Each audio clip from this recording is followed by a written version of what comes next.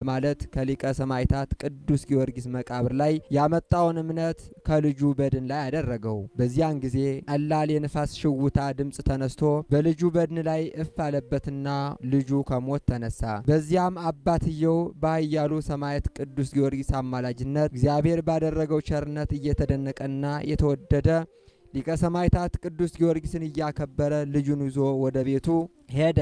እኔና አባቴ በዚች ቤተ ክርስቲያን ውስጥ ካለው የሊቀ ሰማዕታት ቅዱስ ጊዮርጊስ ስዕል የተነሳ እንባረክ ዘንድ ወደ እርሷ ገብተን በጠየቅነው ጊዜ አስቀድሞ የነገርናችሁ ካህን ወደ በዓቱ አስገባን። ልጁ ሞቶ ነበር። የሞተ ልጁንም ስጋ በሊቀ መላእክት በሊቀ ሰማዕት ቅዱስ ጊዮርጊስ ስጋ ላይ ባኖረው ጊዜ ነፍሱ ወደ በድኑ ተመልሳ ልጁ እንደተነሳ ነገረን። እኛም የተወደደ ሊቀ ሰማዕታት ቅዱስ ጊዮርጊስ ስጋውን አሳይቶን ከእርሱ እንባረክ ዘንድ ለመን ነው። ፈጥኖም በሳጥኑ ውስጥ የነበረውን የተወደደ ሊቀ ሰማዕታት ቅዱስ ጊዮርጊስ ስጋውን አመጣልን። ያንንም ሳጥን በከፈተው ጊዜ በውስጡ የተወደደ ሊቀ ሰማዕታት ቅዱስ ጊዮርጊስ ስጋን 3 አካላትን አግኝቶ ከእርሱ ተባረክን። የሰጠንን ይህንንም ሳጥን መልሶ ወደ ቤተ ክርስቲያን ውስጥ አግብቶ አኖረው። የተወደዳችሁ ወንድሞች ሆይ በዚች ቤተ ክርስቲያን ያረፈች የዚህ ሰማዕት የተወደደ ሊቀ ሰማዕታት ቅዱስ ጊዮርጊስ ስጋው ያደረገችውን ተአምር በፍጹም ልብ ተመልከቷት። ካህኑ